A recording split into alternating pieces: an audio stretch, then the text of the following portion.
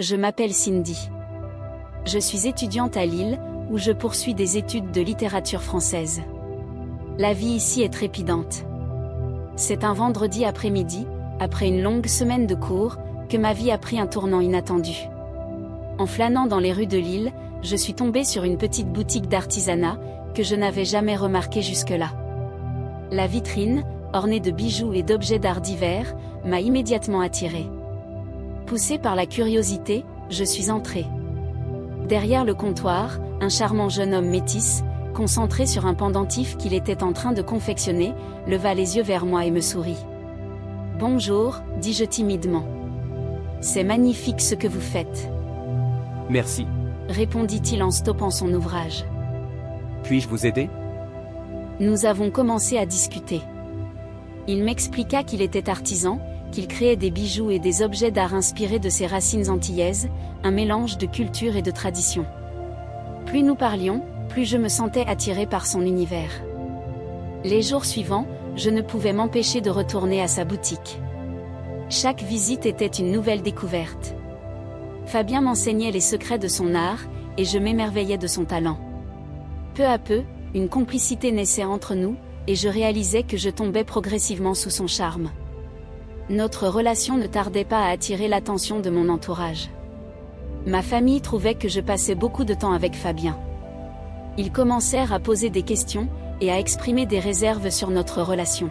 « Tu es sûre que c'est une bonne idée de fricoter avec ce jeune homme ?» me demanda ma mère.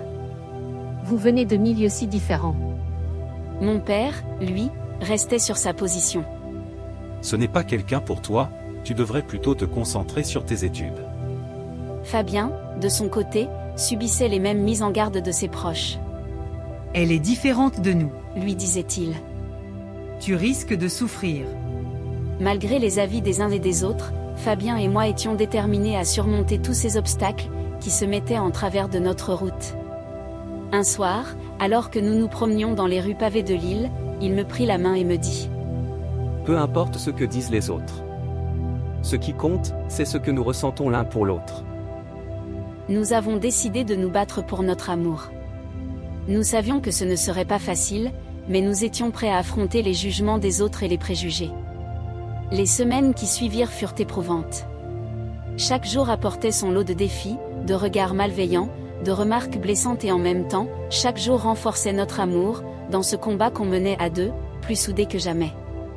Au milieu de ce déferlement d'animosité, Fabien et moi avons trouvé du soutien auprès de quelques amis, qui voyaient au-delà de nos différences, et reconnaissaient la beauté de notre relation. Merci à eux d'avoir cru en nous. Avec le temps, nos proches commencèrent à voir combien nous étions heureux ensemble. Ils réalisèrent que notre amour était authentique et profond. Progressivement, les tensions s'apaisèrent, et nos familles respectives apprirent à accepter notre relation. Rencontrer Fabien a transformé ma vie. Ensemble, nous avons appris à affronter les préjugés, et à nous battre pour ce qui compte vraiment. Notre amour a grandi et s'est épanoui malgré les obstacles. Nous avons prouvé que même face à l'adversité, l'amour peut triompher, et unir ce que les différences peuvent parfois séparer.